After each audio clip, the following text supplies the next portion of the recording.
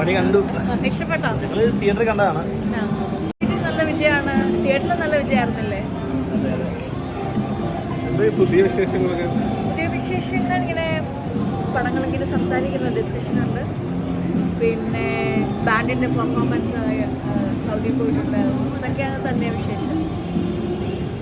Actress ആയിട്ട് ആൾക്കാർ കാണാൻ ഭയങ്കര ആക്ട്രസ് ആയിട്ടേ ആൾക്കാർ കാണാൻ ഭയങ്കര ഇൻട്രസ്റ്റ് ആണ്. ലാസ്റ്റ് മൂവിയില് അങ്ങനെ കമന്റുകളൊക്കെ ഒരുപാടുണ്ടായിരുന്നു.